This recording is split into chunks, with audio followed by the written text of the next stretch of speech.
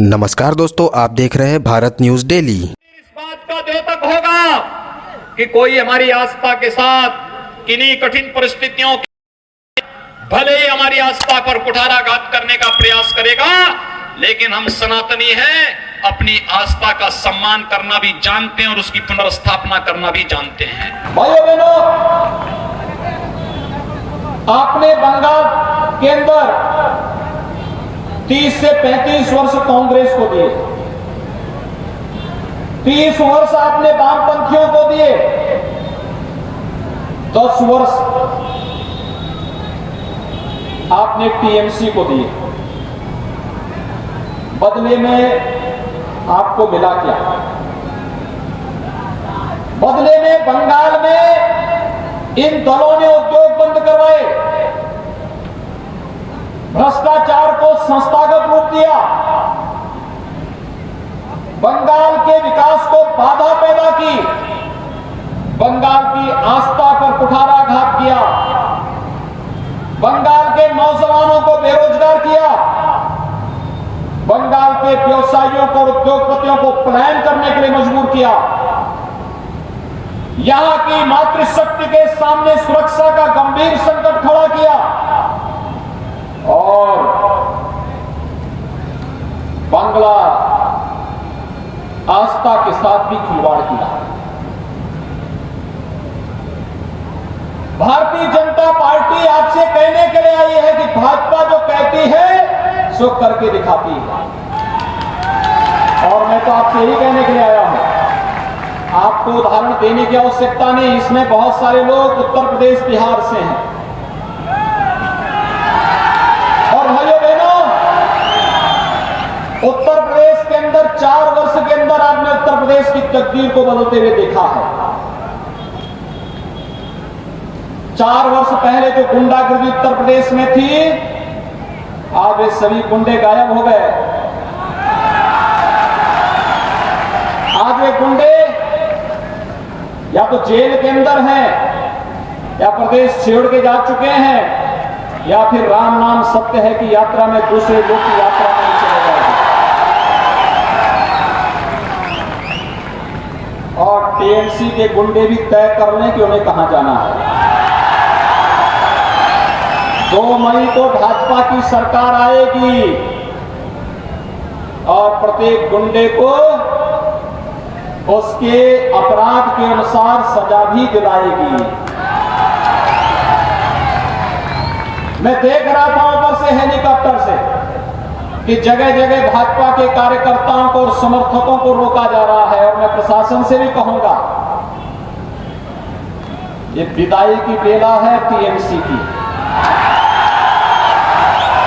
और विदाई की बेला में शानदार तरीके से उनको विदाई दीजिए, ईमानदारी से चुनाव को संपन्न करने में अपना योगदान दीजिए।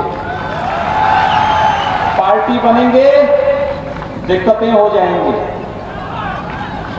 ये सेहत के लिए अच्छा नहीं होगा। भाजपा आएगी, सेवंत पे कमीशन देगी।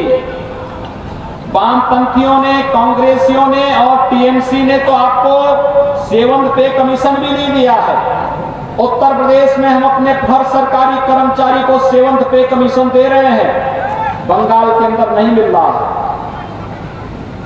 इसलिए अच्छा होगा कि ये जो कुछ स्थानों पर भेदभाव की शिकायतें आ रही हैं, भाजपा के कार्यकर्ताओं के उत्पीड़न की शिकायतें आ रही हैं, और कार्यक्रमों में व्यवधान पैदा करने की शिकायतें आ रही हैं, ये अच्छी स्थिति नहीं है। और इन स्थितियों में आज के दिन पर ईमानदारी पूर्वक चुनाव कराने में योगदान देना पुलिस और प्रशासन का दायित्व बनता, और अपने इस दायित्व का निर्वहन ईमानदारी के साथ करिए। अन्यथा लोकतंत्र की मालिक एक जनता होती है, जनता अपना फैसला सुना चुकी है 2 चरणों के चुनाव के माध्यम से।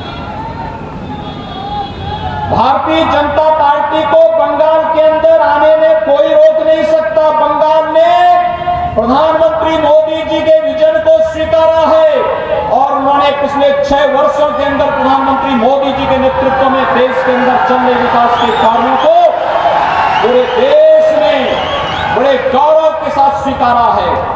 हर व्यक्ति जानता है मोदी जी ने देश को विकास का एक एजेंडा दिया, देश की आस्था को सम्मान दिया, वैश्विक मंच पर प्रत्येक भारत को गर्व के साथ भारतीय होने का गौरव की अनुभूति कराने का जो गौरव प्रदान किया प्रधानमंत्री मोदी जी ने किया है।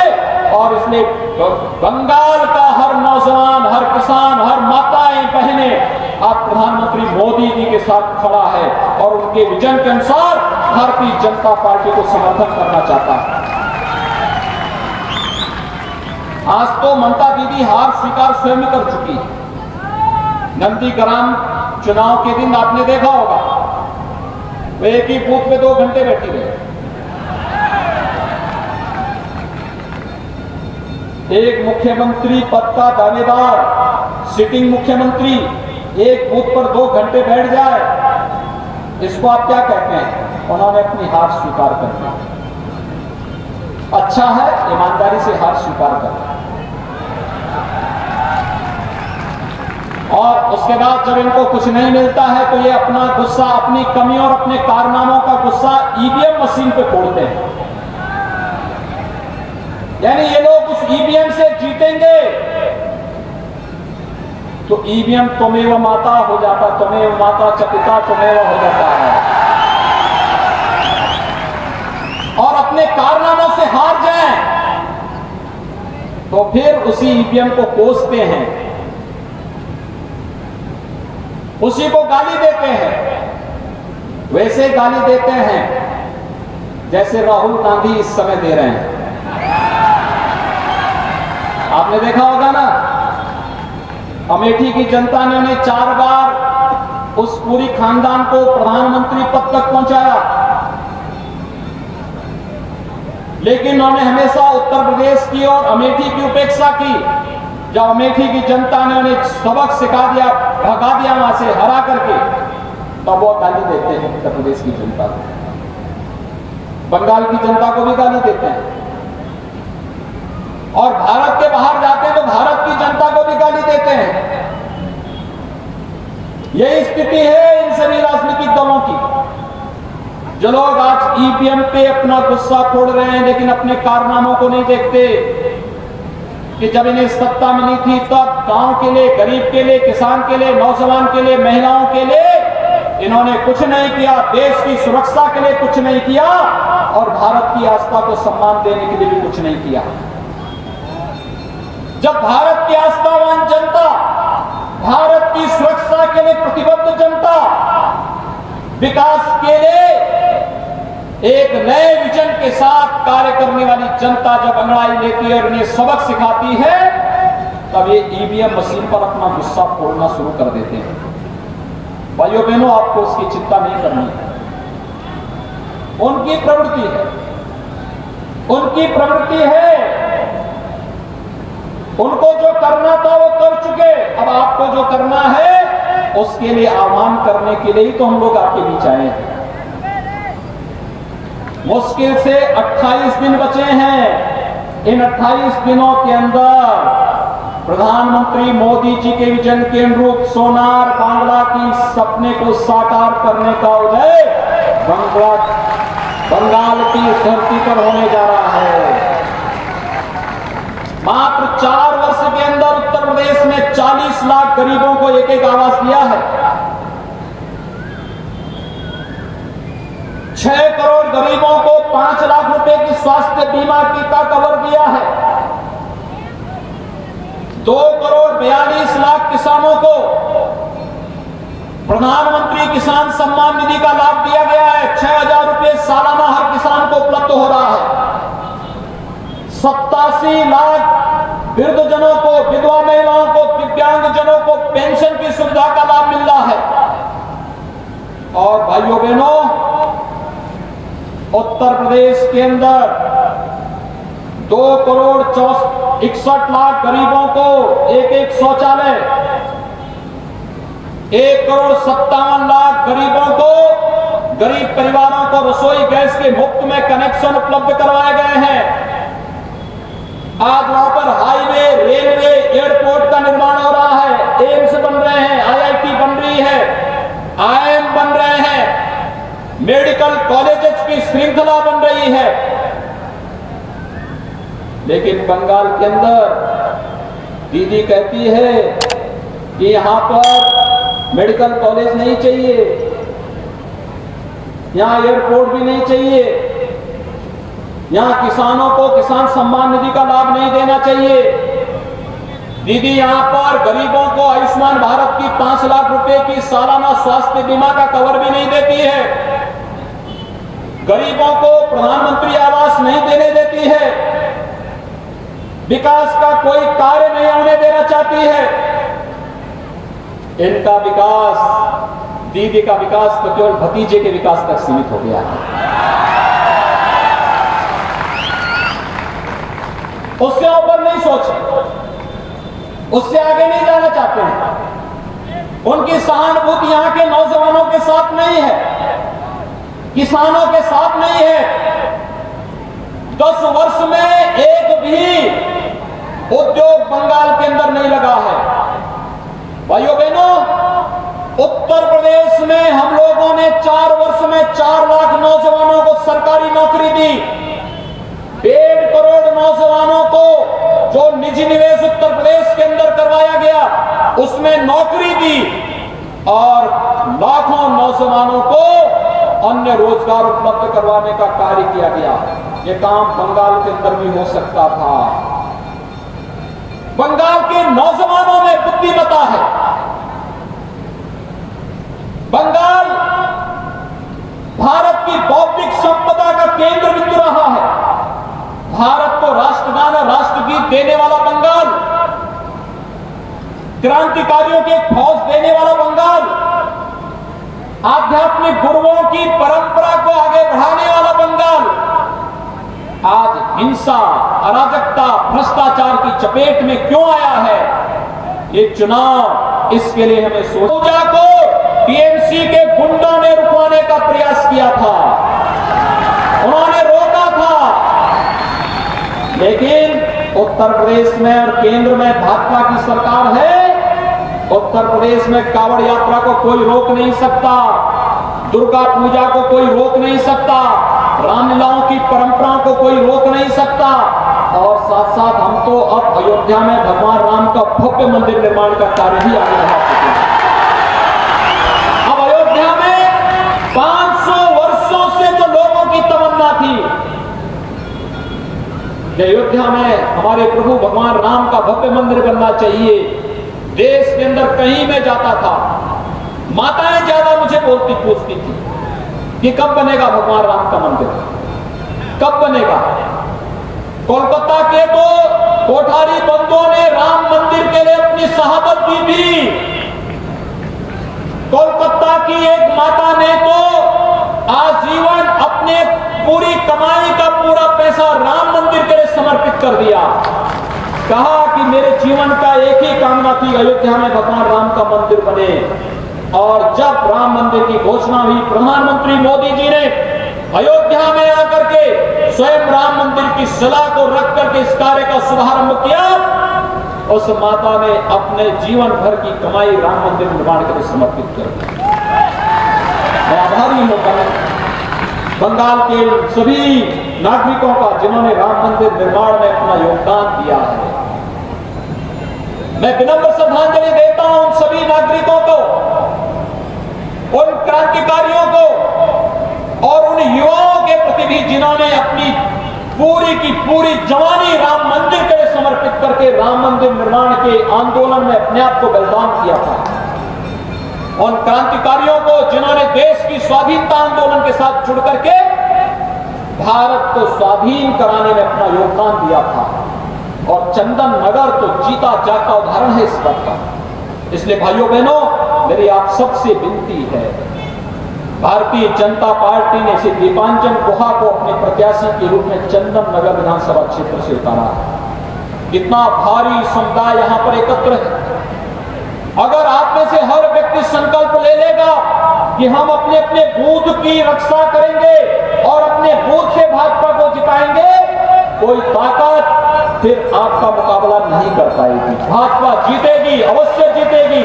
और भाजपा को जीत के इस विश्वास के साथ मैं से अपील करूंगा कि भारतीय जनता पार्टी को कमल चुनाव चिन्ह पर श्री दीपांजन गुहा को चंदन नगर से भारी बहुमत से विजयी बनाएंगे। आप बनाएंगे? दोनों हाथ खड़ा करके मेरे साथ बोलेंगे, दोनों हाथ खड़ा करके बोलेंगे, जय श्री राम, जय श्री राम, जय जय श्री राम।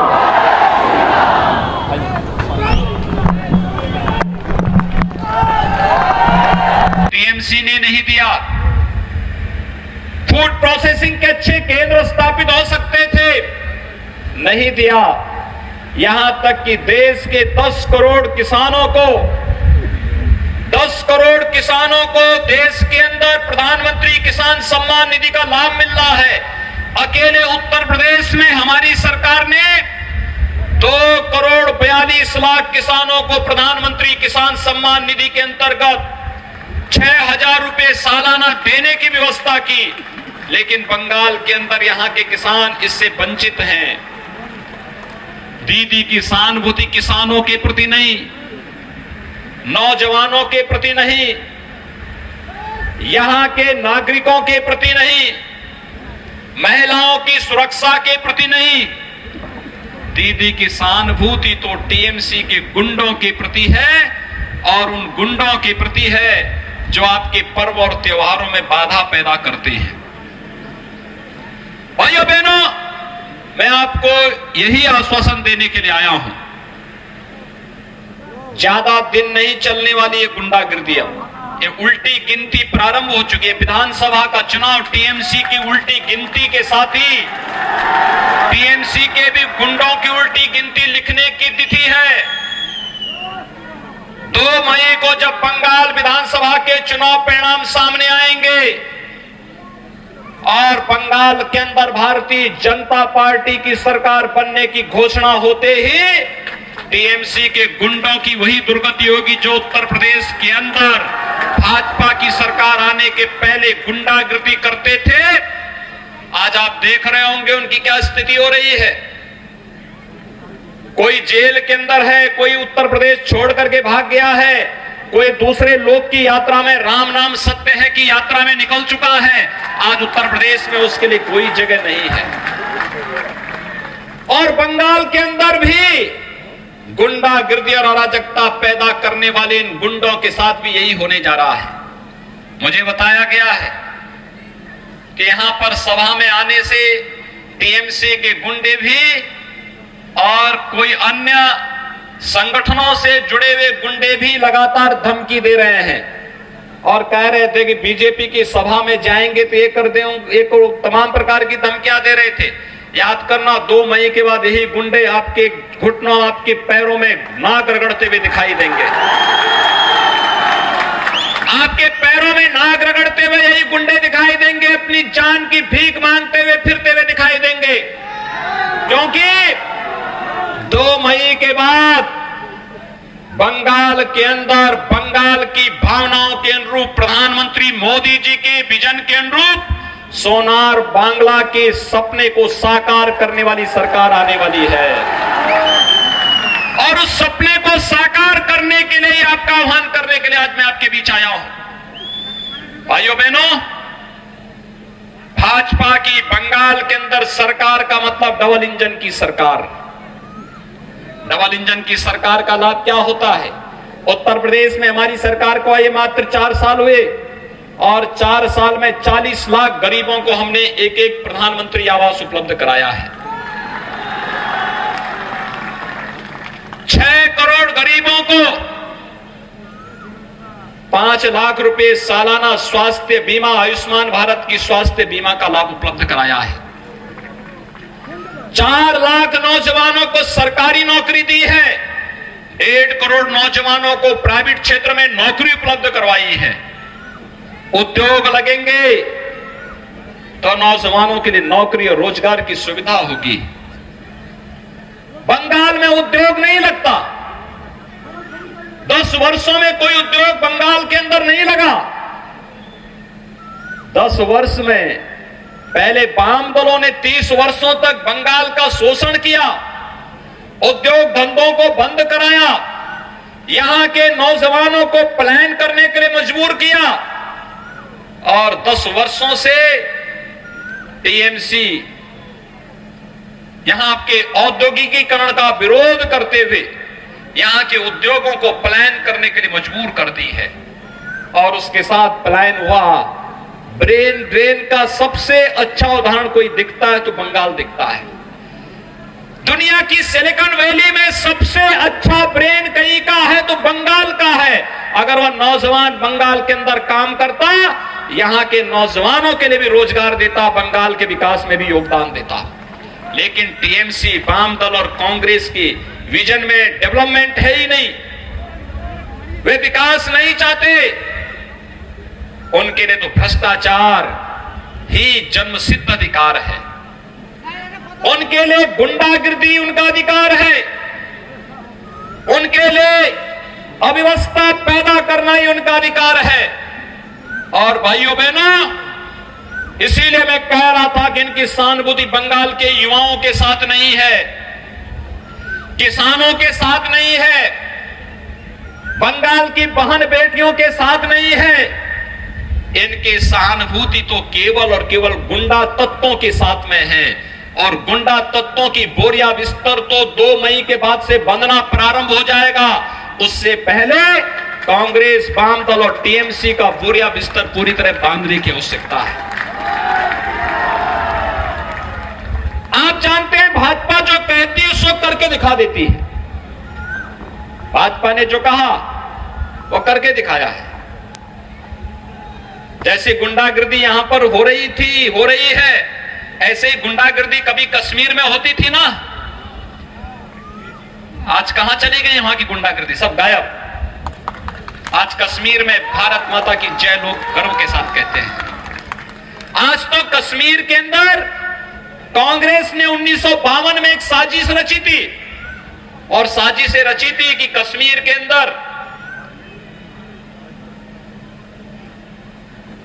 भारत का कोई नागरिक वहां जाकर के अपना मकान नहीं बना सकता, जमीन नहीं खरीद सकता। जम्मू कश्मीर का नागरिक कोलकाता में आकर के, जंगीपाड़ा में आकर के यहां जमीन खरीद सकता था, मकान बना सकता था। लेकिन जंगीपाड़ा और कोलकाता का कोई नागरिक, कोई नौजवान अगर चाहता कि मैं जम्मू कश्मीर के अंदर जमीन खरीदूंगा, कांग्रेस ने आपको इस अधिकार से वंचित कर दिया था।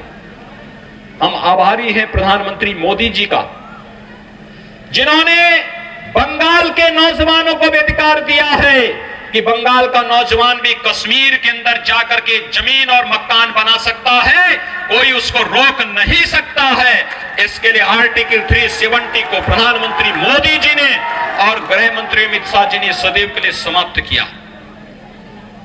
आज कश्मीर में आतंकवाद नहीं, विकास तेजी के साथ आगे बढ़ रहा है। और भाइयों बहनों, 500 वर्षों से भारत का हर आस्थावान व्यक्ति चाहता था अयोध्या में भगवान राम का भव्य मंदिर का निर्माण हो। आप चाहते थे भगवान राम का मंदिर हो, निर्माण हो? सभी सहमत हैं? तो इतनी अच्छी बात है। आप सब लोग भगवान राम के भव्य मंदिर के निर्माण की बात कर रहे हैं, और दीदी मंदिर निर्माण के बात तो दूर हो, तो भगवान जय श्री राम बोलने में भी नाराज होती है। वह तो जय श्री राम का नारा लगाने पे भी नाराज होती है, और उसके बाद पता नहीं क्या क्या बोल जाती है। हाँ, गाली बकती है ना, गाली।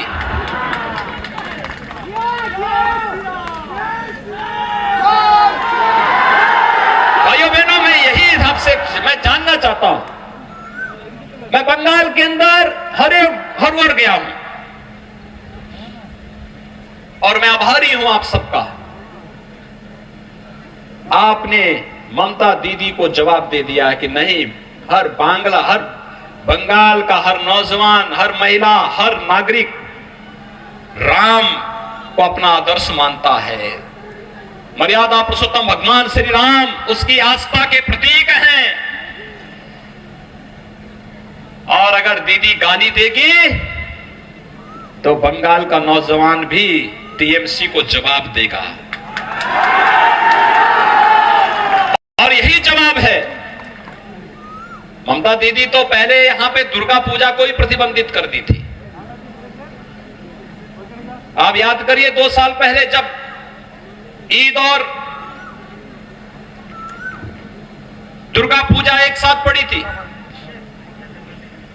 उन्होंने कहा था कि रोजा अवतार के लिए हम समय देंगे लेकिन दुर्गा पूजा के लिए नहीं देंगे।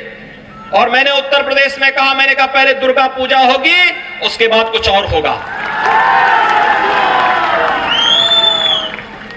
कोलकाता हाई कोर्ट को हस्तक्षेप करना पड़ा था और कोलकाता हाई कोर्ट ने कहा था कि अगर उत्तर प्रदेश में दुर्गा पूजा हो सकती है तो बंगाल के अंदर क्यों नहीं हो सकती।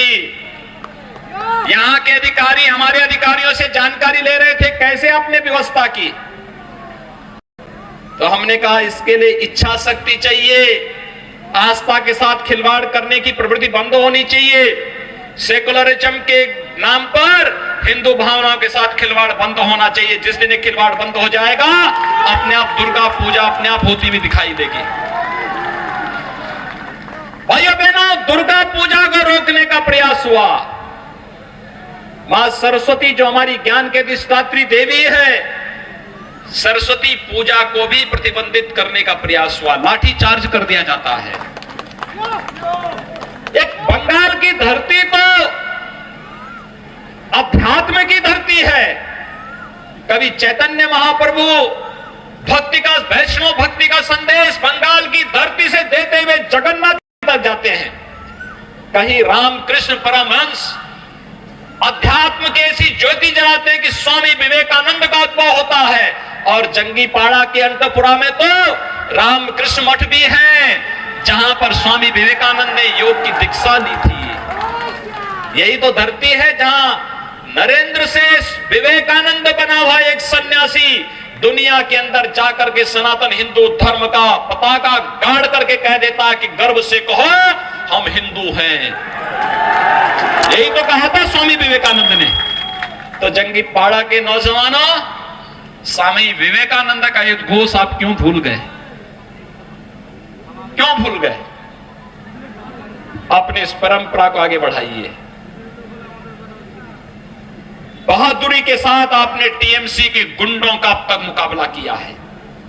28 दिन और हैं, मात्र 28 दिन। 29वें दिन आप देखेंगे जैसे मेढक बिल के अंदर छुप करके अपनी जान बचाने का कार्य करता है, ऐसे ही ये भी सब छुपते हुए दिखाई देंगे। कोई भी टीएमसी का गुंडा आपको सड़कों पर नजर नहीं आएगा। और हम लोग भी उनको बोल देना चाहते हैं, खैरियत इसी में है कि चुपचाप लोकतांत्रिक पद्धति से चुनाव की प्रक्रिया में भाग ले, गुंडागिरी करने से बाज आए। अन्यथा की स्थिति क्या होगी? 2 मई के बाद की स्थिति उनके सामने होगी। और मैं आप सबको यही आश्वासन देने के लिए आया हूं, भारतीय जनता पार्टी जो कहती है सो करके दिखाती है। अयोध्या में भगवान राम के भव्य मंदिर के निर्माण कार्य को 5 अगस्त 2020 को प्रधानमंत्री मोदी जी ने आगे बढ़ा दिया है। आज अयोध्या में भगवान राम का भव्य मंदिर बन रहा है। मैं बंगाल के नागरिकों का आभार व्यक्त करता हूं जिन्होंने समर्पण निधि के माध्यम से अयोध्या में भगवान राम भव्य मंदिर निर्माण के लिए अपना योगदान दिया है। यहां की बंगाल की भी जनता ने कंट्रीब्यूशन किया है अयोध्या में भगवान राम के मंदिर निर्माण के लिए। हर भारतीय का योगदान है और आज भगवान राम का भव्य मंदिर का निर्माण अयोध्या में बन रहा है। ये राष्ट्र मंदिर है, भारत की आस्था का प्रतीक का मंदिर है। ये मंदिर इस बात का द्योतक होगा कि कोई हमारी आस्था के साथ किन्हीं कठिन परिस्थितियों भले ही हमारी आस्था पर कुठाराघात करने का प्रयास करेगा, लेकिन हम सनातनी हैं, अपनी आस्था का सम्मान करना भी जानते हैं और उसकी पुनर्स्थापना करना भी जानते हैं। कोई उसका बाल बांका नहीं कर पाएगा। और यही तो हम कहने के लिए यहां पर आए हैं।